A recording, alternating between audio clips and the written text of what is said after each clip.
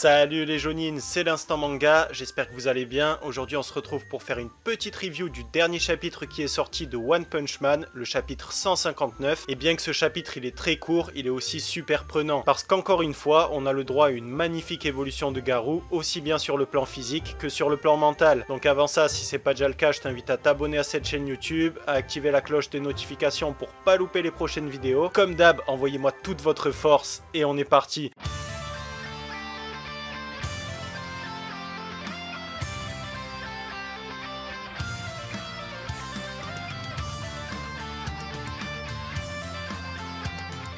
Alors juste avant de commencer à parler du chapitre 159, on va refaire juste un petit bond en arrière et on va parler de la deuxième partie du chapitre 158. Parce que ce chapitre, il était incroyable. On a déjà une super collaboration entre Batman et Garou. On voit que non seulement ils arrivent à combiner leurs attaques, à les synchroniser, mais en plus de ça, ils se rendent mutuellement plus forts. Alors par contre, il n'y a pas photo, hein. Garou est beaucoup plus puissant que Batman. C'est même dit dans le chapitre qu'il y avait une énorme différence de force brute entre les deux personnages. Mais à côté de ça, on a Batman qui ne lâche rien et qui devient lui aussi de plus en plus fort. Et il nous dit une phrase très intéressante qui encore une fois vient un peu plus appuyer la théorie que j'avais déjà évoquée, à savoir qu'une des conditions pour pouvoir supprimer ses limiteurs et devenir vraiment super fort comme Saitama, c'est d'avoir un réel désir de protéger les autres. Et tout ça c'est très cohérent, parce que comme je vous l'ai dit par le passé, bien que Garou veuille se faire passer pour un monstre, au final tu sais très bien qu'il est pas si méchant que ça. Et encore une fois dans le chapitre, il va s'inquiéter pour la vie du gamin. Donc en fait si tu regardes bien, entre Garou qui est un demi-monstre et tous les autres héros de classe S, ben en fait celui qui a le plus d'humanité ça reste Garou. Par exemple t'as Metal Knight qui cherche juste à améliorer son accessoire à chaque fois et à devenir de plus en plus fort, t'as Super Black Brillant qui cherche juste à briller sur scène, t'as Croc d'Argent qui quelque part cherche à protéger les autres mais c'est pas forcément sa priorité ça va plus être de ramener Garou sur le droit chemin, etc. etc. Donc en fait si tu regardes bien, des héros de classe S, il y en a pas énormément qui pensent réellement aux autres. Ensuite il y a le chapitre qui se termine avec comme d'habitude Batman qui se fait complètement éclater par la grande scolopendre, mais comme tu le connais, à chaque fois qu'il se fait éclater, son esprit combatif devient plus fort et ses coups deviennent plus forts également. En fait, c'est juste dommage que ça dure pas dans le temps. À chaque fois, le mec, il a un regain de force pendant genre 5 minutes et après, il tombe complètement KO. Enfin bref, il s'écroule et il laisse la suite à Garou. Garou qui comprend que la régénération du scolopendre, elle vient de son cœur, donc il lui arrache et il le balance très haut dans le ciel. Et c'est là qu'on attaque le chapitre 159. Alors le chapitre, il commence avec un peu d'humour. On voit Beau Gosse Masqué qui est à poil et on voit Purport qui a maigri. D'ailleurs, Purport qui en fait est plutôt beau gosse quand il est maigre. Enfin beau gosse, je me comprends hein. C'est surtout que le mec on l'a vu tellement en mode dégueulasse que quand on le voit comme ça, bah t'as l'impression qu'il est super beau. Enfin bref, du coup le combat continue entre Garou et la scolopendre. Et là ce qui est cool, c'est que dans One Punch Man, on commence à avoir de plus en plus des combats qui prennent des dimensions gigantesques. On avait déjà eu Saitama qui allait sur la lune contre Boros. Ensuite avec Garou contre Platine, on avait eu la vitesse de la lumière qui était atteinte. Et maintenant on a Garou et le scolopendre qui montent super haut dans le ciel. Donc j'ai l'impression que plus One Punch Man avance et plus on sort de la dimension terrestre. Ensuite on a Garou qui dit qu'il est arrivé au sommet de son art et il se souvient d'une des leçons de Bang. À l'époque il devait briser des tuiles et il avait réussi à toutes les briser sauf une seule. Et là pour nous montrer qu'il a progressé autant sur le plan physique que psychologique, on voit qu'il s'apprête à faire la même chose avec le mille pattes. Et c'est là qu'on voit qu'à la surprise générale, Garou arrive à one shot le scolopendre de la tête aux pieds. Et ça c'est super impressionnant parce que le mille pattes c'est pas n'importe qui. Alors certes on est encore sur du niveau dragon, mais on est sur du niveau dragon plus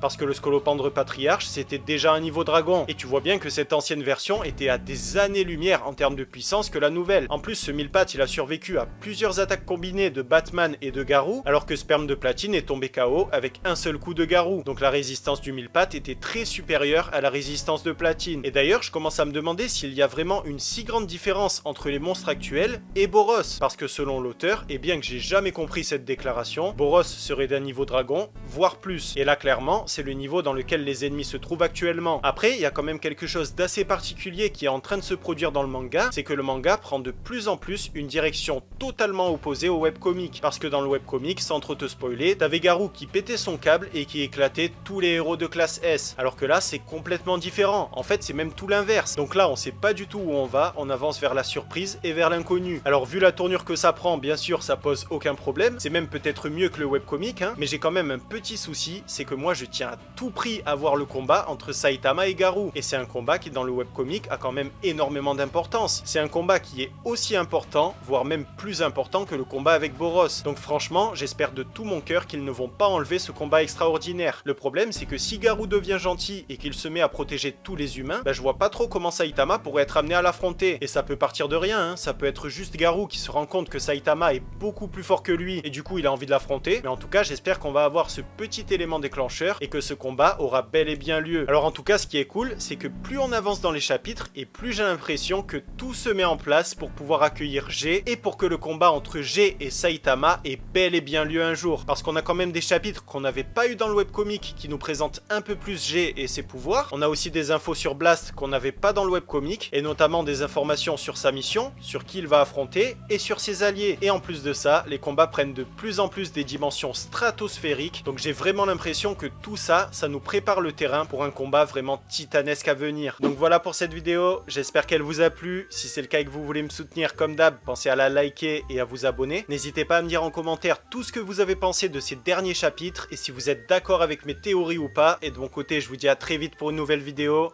un nouveau manga et en attendant que la force vous anime les Jonin.